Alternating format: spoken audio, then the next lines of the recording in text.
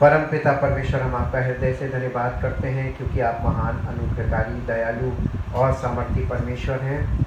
आप हमारे जीवन से और सब मनुष्य जाति से बहुत प्रेम करते हैं क्योंकि आपने अपने प्रेम को सिद्ध किया अपने पुत्र को बलिदान करके। हम उस महान बलिदान के लिए जो आपने अपने पुत्र का हमारे जीवन को अपनाने के लिए किया, प्रभु हम आपका धन्यवाद करते हैं, ताकि समस्त मानव जाति पापों के छुटकारे को पाकर आपके पुत्र के द्वारा पवित्र आत्मा की सहायता से आपके राज्य के वारिस बने और वो तमाम बरकतें प्रभु जो आपने अपने राज्य के लोगों के लिए रखी हैं उसके हकदार हों और आपके राज्य में आपकी महिमा का कारण बने। सारा आदर, सारी महिमा आपको हमारे जीवन से सदैव मिलती रहे प्रभु, और हमारा जीवन आपकी महिमा के लिए, आपके राज्य के विस्तार के लिए, आपकी योजना के अंतर्गत आपकी सेवकाई में यूज़ हो और आपको महिमा मिलती रहे। धन्यवाद करते प्रभु पवित्र आत्मा के लिए, पवित्र वचनों के लिए, जिनके द्वारा पवित्र आत्मा हमारी ज़िंदगी में सच्चाई से हमें परिपूर्ण करता है और पवित्र आत्मा के मार्गदर्शन के द्वारा हमें उस राज्य की ओर ले जाता है जो आपके इकलौते पुत्र प्रभु यीशु मसीह का राज्य है, ताकि प्रभु हम सब उसमें आपकी महिमा के पात्र बने और सारा आदर, सारी महिमा आपको मिले। धन्यवाद के साथ इस प्रार्थना को आपके इकलौते पुत्र प्रभु यीशु मसीह के नाम से मांगते हैं, आमीन। सबको जय मसीह की। परमपिता परमेश्वर जो बहुत महान परमेश्वर है, अद्भुत और अनुग्रहकारी है, उसकी योजनाएं अद्भुत हैं, उसकी युक्तियां, उसकी बुद्धि अपरंपार है, अगम्य है, और सारा महिमा और सारा आदर केवल उसी का है और मनुष्य कभी उसका पूरा वर्णन और गुणानुवाद कभी नहीं कर सकता, क्योंकि परमेश्वर को पूरी तरह समझते समझते हमारा जीवन निकल जाएगा, लेकिन हम परमेश्वर को पूरी तरीके से समझ नहीं सक पाते हैं। लेकिन हम धन्यवाद करते हैं कि जब परमेश्वर अपनी पवित्र आत्मा का वरदान हमें देता है तो हम परमेश्वर को जानने पाते हैं और जैसा परमेश्वर है वैसा जानने पाते हैं। आज हम आपके बीच में एक विषय लेकर आए हैं, faith in Abraham's life. Abraham के जीवन में विश्वास, कैसे उसने विश्वास किया था, क्योंकि ये सवाल इसलिए, how Abraham believed in God, परमेश्वर पर उसने विश्वास कैसे किया होगा।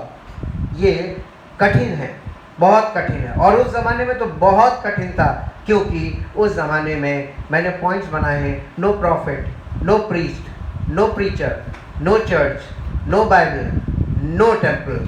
ना तो उस ज़माने में नबी था, कोई भविष्यवक्ता नहीं था, कोई याजक नहीं था, कोई प्रचारक नहीं था, कोई कलीसिया नहीं थी, और रिटन वर्ड यानी लिखित परमेश्वर का वचन बाइबल भी नहीं थी, और कोई मंदिर नहीं था। कितना कठिन होगा इस बात को पहचानना कि परमेश्वर कौन है, परमेश्वर की आवाज़ कैसे है। आज जब इतनी सब चीज़ें हैं तो लोग समझ नहीं पा रहे हैं और सब लोग इधर उधर कंफ्यूज्ड होके इधर उधर घूम रहे हैं, और सब अपनी अपनी तरीके से अपनी अपनी व्याख्याएं कर रहे हैं, सब अपनी अपनी बातें बोल रहे हैं, सबके अपने अपने तर्क हैं, परमेश्वर को लेकर अपने अपने विचार हैं। लेकिन उस ज़माने में सोचिए जब कुछ भी नहीं था। आज तो बहुत शिक्षा का बहुत प्रसार हो चुका है, सब लोग शिक्षित हैं, आज बहुत से माध्यम और साधन हैं। उस ज़माने में कुछ भी नहीं था, सबसे कठिन टाइम था कि उस समय में परमेश्वर पे कोई व्यक्ति कैसे विश्वास कर सकता है। और चूँकि परमेश्वर के वचन में रोमियो की पत्री 4 अध्याय में ये विषय आपके साथ इसलिए बांट रहा हूँ क्योंकि ये बहुत मुख्य विषय है। रोमियो की पत्री 4 अध्याय उसके 3 पद में लिखा, पवित्र शास्त्र क्या कहता है, ये कि अब्राहम ने परमेश्वर पर विश्वास किया और ये उसके लिए धार्मिकता गिना गया। यानी अब्राहम ने परमेश्वर पर जो विश्वास किया वो विश्वास उसके लिए धार्मिकता गिना गया। यानी परमेश्वर ने कहा कि अब्राहम धर्मी है, कैसे, केवल विश्वास करने से, और यही धार्मिकता परमेश्वर की धार्मिकता बन गई यीशु मसीह के द्वारा। तो अब्राहम की का जो धार्मिकता अब्राहम से शुरू होती है वो अब्राहम के वंश का आखिरी यानी मसीह, उसके द्वारा ये धार्मिकता हम लोगों के लिए फिर से आ जाती है। और इसीलिए इंग्लिश एम्प्लीफाइड इंग्लिश बाइबल में लिखा है, बट वर्स 3 और यहाँ पर लिखा है, for what does the scripture से, अब्राहम बिलीव्ड इन, ब्रैकेट में है trusted in, God and it was credited to his account as righteousness, right living and right standing with God.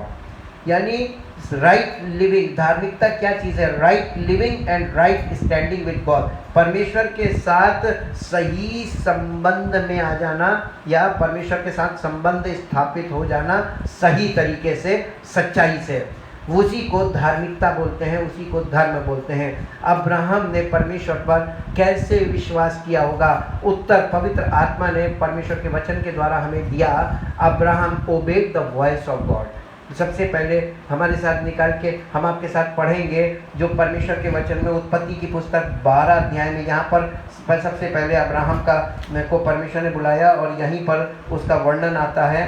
12 अध्याय परमेश्वर की ओर से अब्राहम के बुलाए जाने का वर्णन, उसके पहले पद से 1 पद से 4 पद तक पढ़ेंगे। यहोवा ने अब्राहम से कहा, अपने देश और अपने कुटुंबियों और अपने पिता के घर को छोड़कर उस देश में चला जा जो मैं तुझे दिखाऊंगा, और मैं तुझसे एक बड़ी जाति बनाऊंगा और तुझे आशीष दूंगा और तेरा नाम महान करूंगा और तू आशीष का मूल होगा। जो तुझे आशीर्वाद दे उन्हें मैं आशीष दूंगा और जो तुझे कोसे उसे मैं श्राप दूंगा, और भूमंडल के अर्थात पृथ्वी के सारे कुल तेरे द्वारा आशीष पाएंगे। यहोवा के इस वचन के अनुसार अब्राहम चला, और लूत भी, ये भतीजा था अब्राहम का, लूत भी उसके संग चला। और जब अब्राहम हारान देश में से निकला उस समय वो 75 वर्ष का था। यानी 75 वर्ष की आयु में उसने अब परमेश्वर की आवाज़ को पहली बार सुना, और उसने उस आवाज़ को विश्वास से मान लिया कि ये परमेश्वर की आवाज़ है। लेकिन ये भी बहुत कठिन चीज़ है। अगर आप इमेजिन करके देखिए, आपके पास कोई आवाज़ आए और वो आपसे कहे कि या अपने घर को, अपने सब चीज़ों को छोड़कर और निकल जाओ, अपने परिवार को लेकर निकल जाओ और मैं तुम्हें आशीष दूंगा। लेकिन उसने रास्ता तो बताया नहीं, जहाँ डेस्टिनेशन उसको मालूम नहीं था कि पहुंचना कहाँ है, लेकिन उसने चलना शुरू कर दिया। ये इस बात को दिखाता है विश्वास की जर्नी विश्वास करते ही शुरू हो जानी चाहिए। जैसे ही हम विश्वास करते हैं हमें विश्वास में चलना शुरू कर देना चाहिए। और जैसे अब्राहम ने जैसे ही परमेश्वर की आवाज़ पर विश्वास किया, उस आवाज़ को वो सुनकर और चलने लगा। इसीलिए पहला पॉइंट है, Abraham start the journey without knowing the way. Abraham ने बिना मार्ग जाने चलना शुरू कर दिया। विश्वास में चलने का मतलब बिना जानकारी के चलना शुरू कर दिया। और इसके लिए हम देखते हैं इब्रानियों की पत्री 11 अध्याय, इब्रानियों की पत्री 11 अध्याय और उसके 8 पद में यहाँ पर हमको इसका जवाब मिलता है। 11 अध्याय, इब्रानियों की पत्री 11 अध्याय का 8 पद, और यहाँ इस प्रकार से, विश्वास ही से अब्राहम जब बुलाया गया तो आज्ञा मानकर ऐसी जगह निकल गया जिसे मिरास में लेने वाला था, और ये ना जानता था कि मैं किधर जाता हूँ, तो भी निकल गया। यानी उसको रास्ता नहीं मालूम है, कहाँ जाना है, क्या करना। विश्वास में जब आपको पहली बार सुसमाचार सुनने को मिलता है, परमेश्वर का वचन सुनने को मिलता है, तो ज़रूर आपको ये कन्फ्यूजन होती होगी, कहाँ जाना है, कैसे जाना है, क्या करना है, हमें मालूम नहीं। अक्सर लोग कहते हैं हमें नहीं मालूम, हमें समझ में नहीं आता है, हम पहली बार सुन रहे हैं। जी हाँ, परमेश्वर की आवाज़ को जब हम पहली बार सुनते हैं, परमेश्वर की आवाज़ आज परमेश्वर का वचन है। उस ज़माने में परमेश्वर की आवाज़ आती थी, लेकिन आज परमेश्वर ने हमें रिटन वर्ड दिया है। परमेश्वर की आवाज़ हमारे पास इटर्नली रिटन रिकॉर्ड फॉर्म में है, और इस रिकॉर्ड से आप परमेश्वर की आवाज़ को फॉलो कर सकते हैं। हम आपके सामने यही पद इंग्लिश में पढ़ेंगे। In the book of Hebrew chapter 11 verse 8, by faith Abraham, when he was called, obeyed and went forth to a place which he has destined to receive as an inheritance. And he went, although he did not know or trouble his mind about where he was to go. यानी उसके दिमाग में इस बात को लेकर बिल्कुल भी परेशानी नहीं थी कि कहाँ जाना है, कैसे जाना है, लेकिन वो चल पड़ा। विश्वास में आप जब सुनते हैं तो विश्वास से आपको कदम बढ़ाना होता है। और आपको मालूम है हज़ारों किलोमीटर की जर्नी पहले कदम को उठाते ही शुरू होती है। जब तक आप विचार करते रहेंगे, सोचते रहेंगे, तब तक आपकी जर्नी शुरू नहीं होगी। आत्मिक जीवन में आपको शुरू करना पड़ेगा। जब आप शुरुआत करते हैं चलने की, तब आपके जीवन में रिजल्ट्स आना शुरू होते हैं और परमेश्वर का होली स्पिरिट, पवित्र आत्मा आपके जीवन में एक्टिवेटेड हो जाता है। पॉइंट नंबर 2 है, ही लिव्ड इन टेंट्स। देखिए, विश्वास से चलने का मतलब ये था, उसने घर तो छोड़ दिया था। आपको मालूम है, अब्राहम बहुत धनी आदमी था, बहुत अमीर, और उसने सब कुछ छोड़ दिया था। अब वो परमेश्वर के परमेश्वर की आत्मा के अनुसार चल रहा है, तो अब वो टेंट में रह रहा है, टेम्परेरी स्थान में रह रहा है, तंबू लगा के रह रहा है, तंबुओं में वास कर रहा है। जो आपको मिलेगा इब्रानियों की पत्री 11 अध्याय का 9 पद, इब्रानियों की पत्री 11 अध्याय उसका 9 पद, यहाँ पर लिखा, विश्वास ही से उसने प्रतिज्ञा किए हुए देश में, यानी प्रॉमिस्ड लैंड में, पराये प्रतिज्ञा के देश में, पराये देश में, यानी वो पराये देश था, परदेशी के समान रहकर इसहाक और याकूब समेत उसके साथ उसी प्रतिज्ञा के याकूब समेत जो उसके साथ उसी प्रतिज्ञा के वारिस थे, तंबुओं में वास किया। इसको इंग्लिश में पढ़ेंगे थोड़ा और क्लियर हो जाएगा, एम्प्लीफाइड इंग्लिश बाइबल में। और यहाँ पर इस प्रकार लिखा है, 9th verse, 11th chapter 9th verse, Hebrew, और यहाँ पर लिखा हुआ है, by faith he dwelt as a temporary resident in the land which was designated in the promise of God, though he was like a stranger in a strange country, living in tents with Isaac and Jacob, fellow heirs with him of the same promise। यानी वो एकदम याकूब, इसहाक और याकूब, ये उसके बच्चे हैं, ये इनके साथ, इसहाक भी उसका बेटा है और इसहाक का बेटा याकूब है। ये यानी अपने बेटे और पोते के संग, जो उसके परमेश्वर के प्रॉमिसेस के हकदार थे, उनके साथ, यानी उत्तराधिकारी थे इसके साथ, परमेश्वर के राज्य के या प्रॉमिस्ड लैंड के, उनके साथ टेंट्स में रहा, यानी तंबुओं में वास किया विश्वास से। और इसके बाद तीसरा पॉइंट है, Abraham is moving for the kingdom of God. Actual में वो परमेश्वर के राज्य की ओर बढ़ रहा था, और परमेश्वर के राज्य की ओर जब हम बढ़ते हैं तो केवल विश्वास से बढ़ सकते हैं, और हमें उसके लिए वो सब चीज़ें जो हमें बांध के रखती फिजिकल लाइफ में, ये सब चीज़ों से को छोड़कर हमें परमेश्वर की आवाज़ को या उसके वचन को फॉलो करके ही बढ़ना होता है। इस अगली बात इब्रानियों की पत्री 11 अध्याय के 10 पद में आगे इस प्रकार से लिखा हुआ है, विश्वास, क्योंकि वो उस स्थिर नींव वाले नगर की बाट जोता था जिसका रचने वाला और बनाने वाला परमेश्वर है। देखिए, वो किस चीज़ की, किंगडम ऑफ गॉड मैंने क्यों लिखा है, Abraham is moving for the kingdom of God. English में पढ़िए, देखिए और क्लियर आ जाएगा।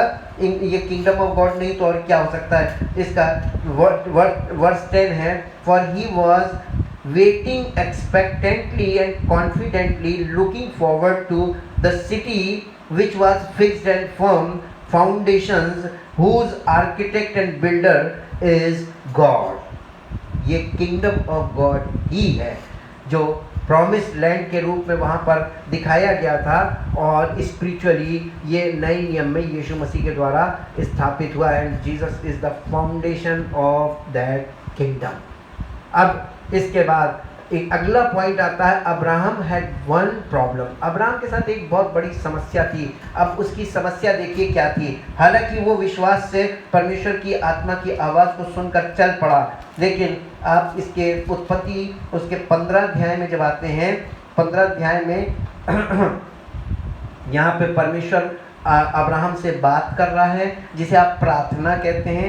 वो प्रार्थना नहीं कर रहा था, बल्कि परमेश्वर का आत्मा उसके साथ वो बातचीत कर रहा था। इसके पहले पद से पढ़ेंगे 15 अध्याय के, इन बातों के पश्चात यहोवा का ये वचन दर्शन में अब्राहम के पास पहुंचा। इसका मतलब अब्राहम परमेश्वर के साथ देख कर बातें कर रहा था। दर्शन का मतलब देखना, देख कर बातें कर रहा था, आमने सामने जैसे करते हैं। और अब्राहम के पास पहुंचा। अब्राहम हे अब्राहम मत डर, तेरी ढाल और तेरा अत्यंत बड़ा प्रतिफल मैं हूँ। अब्राहम ने कहा, हे प्रभु यहोवा, मैं तो निर्वंश हूँ और मेरे घर का वारिस ये दमिश्क वासी एलियाजर होगा, अतः तू मुझे क्या देगा?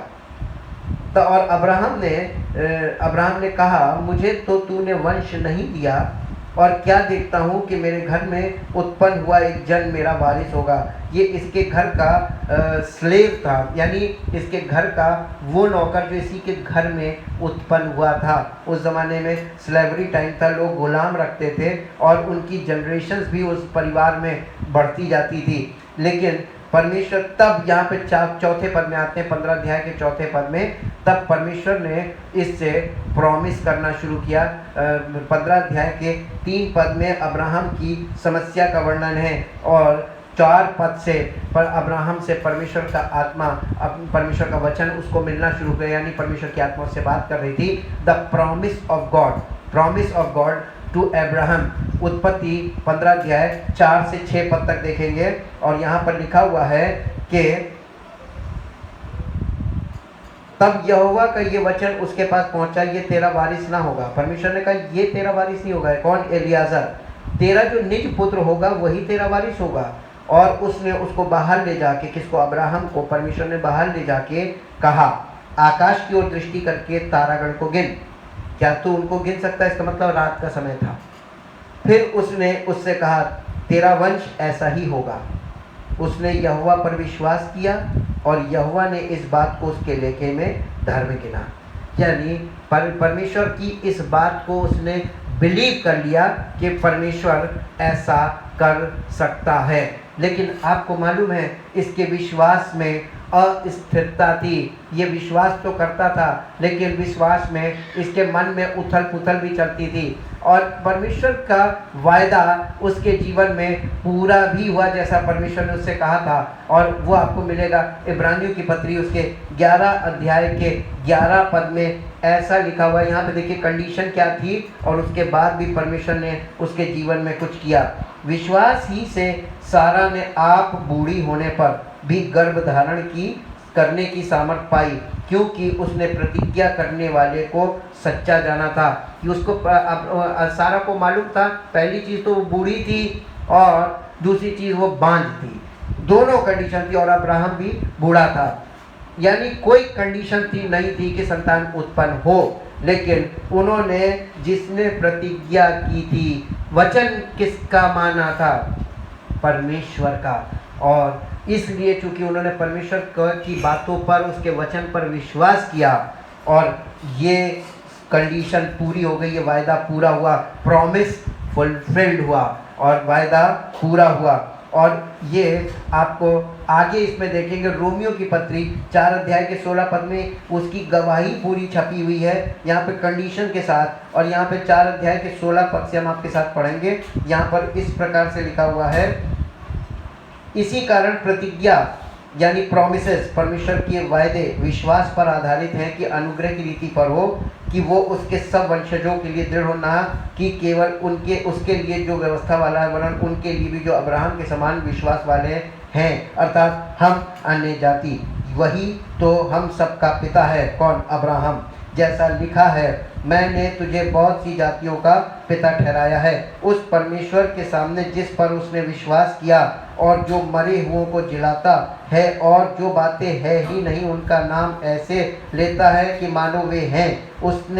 किसने? अब्राहम ने निराशा में भी आशा रखकर विश्वास किया। इसका मतलब अब्राहम निराशा में था, लेकिन फिर भी उसने आशा रखकर विश्वास किया, इसलिए कि उस वचन के अनुसार कि तेरा वंश ऐसा होगा, वो बहुत सी जातियों का पिता हो। वो जो 100 वर्ष का था, अपने मरे हुए से शरीर और सारा के गर्भ की मरी हुई किसी दशा जानकर भी विश्वास में निर्बल ना हुआ और ना अविश्वासी होकर परमेश्वर की प्रतिज्ञा पर संदेह किया, पर विश्वास में दृढ़ होकर परमेश्वर की महिमा की और निश्चय जाना। उसने कंफर्म, ये चीज़ को कंफर्म अपने मन में ले लिया कि जिस बात की उसने प्रतिज्ञा की है वो उसे पूरा करने में भी समर्थ है। इस कारण ये उसके लिए धार्मिकता गया और ये वचन विश्वास उसके लिए धार्मिकता गिना गया। न केवल उसी के लिए लिखा गया वरन हमारे लिए भी, जिनके लिए विश्वास धार्मिकता गिना जाएगा, अर्थात हमारे लिए जो उस पर विश्वास करते हैं जिसने हमारे प्रभु यीशु मसीह को मरे हुए में से जिलाया, वो हमारे अपराधों के लिए पकड़वाया गया और हमारे धर्मी ठहरने के लिए जिलाया भी गया। गॉस्पल आ गया और इस तरीके से प्रभु यीशु मसीह के द्वारा जब हम उस गॉस्पल को यानी यीशु मसीह के जी उठने को भी विश्वास करते हैं, हमारे लिए मारा गया, हमारे लिए गाड़ा गया, हमारे लिए जी उठा, तो हम अब्राहम के वंश में और उन प्रॉमिसेस के हकदार हो जाते हैं जो विश्वास से हमें प्राप्त होती है। प्रभु यीशु मसीह पर विश्वास करना आशीषों को प्राप्त करना है परमेश्वर के वचन के अनुसार। इब्रानियों की पत्री उसका 11 अध्याय का 12 पद भी साथ में पढ़ेंगे। इब्रानियों की पत्री उसका 11 अध्याय और उसके 12 पद में इस प्रकार से लिखा, इस कारण एक ही जन से जो मरा हुआ सा था आकाश के तारों और पृथ्वी के और समुद्र के तीर के बालू के समान अनगिनत वंश उत्पन्न हुए। हम परमेश्वर का बहुत धन्यवाद करते हैं। अब्राहम के वंश आकाश के तारागणों की तरह है, चमकने वाले और स्टार्स। और आपको मालूम है तारागण क्यों दिखाया जा रहा है? क्योंकि अब्राहम से परमेश्वर ने कहा था तेरे वंश में राजा उत्पन्न होंगे, और जब कोई राजा उत्पन्न होता है उसका एक तारा उदय होता है। जब यीशु मसीह, आप याद कीजिए, जब यीशु मसीह पैदा हुआ था, अब्राहम के वंश का था, तो तारे ने ही दुनिया को ये बताया था, ज्योतिषियों को बताया था कि राजा पैदा हुआ है। ये बात हमेशा याद रखिएगा, तारे से बहुत ज़बरदस्त चिन्ह जुड़ा हुआ है और अब्राहम के वंश का। और इसके बाद अब्राहम के विश्वास को परमेश्वर ने परखा भी। उत्पत्ति के 22 अध्याय में 1 से 14 तक आप इसको घर में पढ़िएगा, ये आपका होमवर्क है। जब आप इसको स्टडी करें तो इसको पढ़ें डिटेल में, देखिए कि वहाँ पर किस प्रकार से हो रहा है। लेकिन मैं इसका निष्कर्ष जो नए नियम में है वो आपके साथ शेयर करूँगा, जो आपको मिलेगा इब्रानियों की पत्री उसके 11 अध्याय के 18 से 20 पद तक। 11 अध्याय उसके 18 से 20 पद तक, बल्कि 17 पद से पढ़ेंगे, 17 पद से 20 पद तक। विश्वास ही से अब्राहम ने परखे जाने के समय में इसहाक को बलिदान चढ़ाया, और जिसने प्रतिज्ञाओं को सच माना था, और जिससे ये कहा गया था इसहाक से तेरा वंश कहलाएगा, वही अपने इकलौते को चढ़ाने लगा, क्योंकि उसने मान लिया कि परमेश्वर सामर्थी है कि उसे मरे हुओं में से जिलाए। अतः उन्हीं में से दृष्टांत की रीति पर वो उसे फिर मिला। विश्वास ही से इसहाक ने याकूब और एसाव को आने वाली बातों के विषय में आशीष दी। यहाँ पर आप देखेंगे सारा काम अब्राहम ने जो कुछ किया विश्वास से किया। परमेश्वर की धार्मिकता जो विश्वास से शुरू होती है, विश्वास से बढ़ती है और विश्वास पे ही, इसीलिए गॉस्पल में लिखा है परमेश्वर की धार्मिकता का राज लिखा हुआ है, उसका कॉन्सेप्ट है उसके अंदर कि कैसे है। We believe the word of God is true, we also receive the promises of God. गलातियों की पत्री 3 अध्याय। परमेश्वर की धार्मिकता जो विश्वास से शुरू होती है, मसीह यीशु पर विश्वास करने से वो हमारे जीवन में शुरू होती है और विश्वास में परिपक्व होने पे वो खत्म होती। विश्वास का कर्ता और सिद्ध करने वाला यीशु मसीह है। गलातियों की पत्री 3 अध्याय के 6 पद से पढ़ेंगे। अब्राहम ने तो परमेश्वर पर विश्वास किया और ये उसके लिए धार्मिकता गिनी गई। अतः ये जान लो कि जो विश्वास करने वाले हैं वे ही अब्राहम की संतान हैं। और पवित्र शास्त्र ने पहले ही से ये जान कर कि परमेश्वर अन्य जातियों को विश्वास से धर्मी ठहराएगा, पहले ही से अब्राहम को ये सुसमाचार सुना दिया था कि तुझ में सब जातियां आशीष पाएंगी। इसलिए जो विश्वास करने वाले हैं वे विश्वासी अब्राहम के साथ आशीष पाते हैं। जो विश्वास करने वाले हैं वे विश्वासी अब्राहम के साथ आशीष पाते हैं। आप और हम अब्राहम के साथ आशीषित हैं अगर आप विश्वास करते हैं प्रभु यीशु मसीह के बलिदान पर, उसके जी उठने पर। तो आप ऑलरेडी प्रॉमिस के हकदार हैं, वायदों के, परमेश्वर की आशीषों के हकदार हैं। गलातियों की पत्री 3 अध्याय का 15 से 18 पद पढ़ेंगे। हे भाइयों, मैं मनुष्य की रीति पर कहता हूँ कि मनुष्य की वाचा भी जो पक्की हो जाती है तो ना कोई उसे टालता ना उसमें कुछ बढ़ाता है। अतः प्रतिज्ञाएं यानी प्रोमिसेस अब्राहम को और उसके वंश को दी गई। वो ये नहीं कहता कि वंशों को जैसे बहुतों के विषय में कहा, पर जैसे कि एक के विषय में कि तेरे वंश को, और वो मसीह है। अब्राहम का वंश मसीह है, पर मैं ये कहता हूँ जो वाचा परमेश्वर ने पहले से पक्की की थी उसको व्यवस्था 430 वर्ष के बाद आकर नहीं टाल सकती कि प्रतिज्ञा व्यर्थ ठहरे। क्योंकि यदि मीरास व्यवस्था से मिली है तो फिर प्रतिज्ञा से नहीं, परंतु परमेश्वर ने अब्राहम को प्रतिज्ञा के द्वारा दे दी। प्रतिज्ञा का मतलब होता है प्रॉमिस। परमेश्वर ने अब्राहम को प्रॉमिस के द्वारा आशीषें दी थी। और आप जब प्रभु यीशु मसीह पर विश्वास लाते हैं तो आप अब्राहम के वंश में यानी विश्वास की लीग पर चलते हैं और आप भी उसके हकदार हो जाते हैं। इस अब देखिए परमेश्वर की धार्मिकता को हम देखते हैं जो आपको मिलेगा रोमियो की पत्री। निकाल ले रोमियो की पत्री। इससे पहले कि हम परमेश्वर की धार्मिकता को हम पहले आपको सुसमाचार दिखाते हैं। पहला अध्याय रोमियो की पत्री पहला अध्याय 16 और 17 पद में सुसमाचार और उसकी सामर्थ। क्योंकि मैं सुसमाचार से नहीं लजाता, इसलिए कि वो हर एक विश्वास करने वाले के लिए, हर एक चाहे जो कोई उस पर विश्वास करे, हर एक विश्वास करने वाले के लिए, पहले तो यहूदी फिर यूनानी, यानी पहले यहूदी और फिर अन्य जाति, उद्धार के निमित्त परमेश्वर की सामर्थ्य है। क्योंकि उसमें यानी सुसमाचार में परमेश्वर की धार्मिकता विश्वास से और विश्वास के लिए प्रकट होती है। विश्वास से और विश्वास के लिए प्रकट होती है। इसमें कोई कार्य नहीं करना है, आपको कुछ साबित नहीं करना है, केवल विश्वास करना है। अब मेरे साथ निकालिए रोमियो पत्री 3 अध्याय 21 पद से हम पढ़ेंगे। परंतु अब व्यवस्था से अलग परमेश्वर की वो धार्मिकता प्रकट हुई है जिसकी गवाही व्यवस्था और भविष्यवक्ता देते हैं, अर्थात परमेश्वर की वो धार्मिकता जो यीशु मसीह पर विश्वास करने से सब विश्वास करने वालों के लिए है। क्योंकि कुछ भेद नहीं, इसलिए कि सबने पाप किया है और परमेश्वर की महिमा से रहित हैं, परंतु उसके अनुग्रह से उस छुटकारे के द्वारा जो मसीह यीशु में है सेत मेत धर्मी ठहराए जाते हैं, यानी विदाउट एनी वर्क। उसे परमेश्वर ने उसके लहू के कारण एक ऐसा प्रायश्चित ठहराया जो विश्वास करने से कार्यकारी होता है, कि जो पाप पहले किए गए और जिन पर परमेश्वर ने अपनी सहनशीलता के कारण ध्यान नहीं दिया, उनके विषय में वो अपनी धार्मिकता प्रकट करे, वरन इसी समय उसकी धार्मिकता प्रकट हो कि जिससे वो आप ही धर्मी ठहरे और जो यीशु पर विश्वास करे उसका भी धर्मी ठहराने वाला हो। तो घमंड करना कहाँ रहा, उसकी तो जगह ही नहीं। कौन सी व्यवस्था के कारण से? क्यों? क्या कर्मों की व्यवस्था से? नहीं, वरन विश्वास की व्यवस्था के कारण।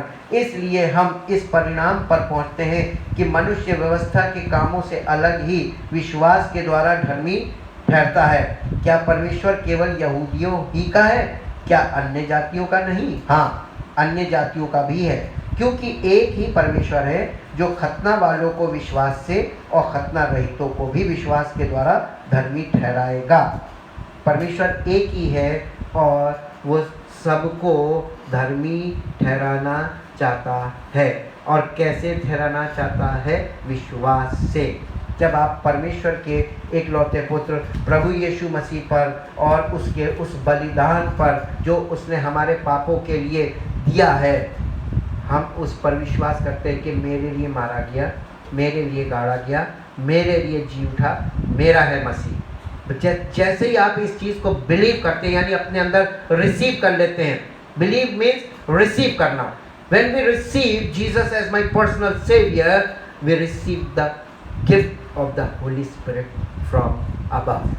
यीशु मसीह की ओर से हमें होली स्पिरिट का गिफ्ट मिलता है और उसके बाद ये पवित्र वचन पवित्र आत्मा के द्वारा आपको क्लियर होने लगते हैं, ताकि आप विश्वास में बढ़ते जाएं और यीशु मसीह के द्वारा आप विश्वास में परिपक्व हो जाएं। हम परमेश्वर का धन्यवाद करते हैं उसके हर कार्य के लिए जो हमारे विश्वास के करने पर वो हमारे जीवन में करता जाता है अपनी पवित्र आत्मा के द्वारा। चाहते हैं आपको परमेश्वर के एक एक वचन एकदम स्पष्ट हों और आप भी विश्वास कर सकें उन बातों में ताकि परमेश्वर की आत्मा की सामर्थ्य आपके जीवन में सिद्ध हो और वो तमाम आशीषें जो हमारे लिए वायदे किए गए हैं आशीषों के, वो आप प्राप्त करें और परमेश्वर की महिमा का कारण बने। धन्यवाद के साथ इस प्रार्थना को अपने इकलौते पुत्र प्रभु यीशु मसीह के नाम से मांगते हैं, आमीन। परमेश्वर आपको आशीष दे।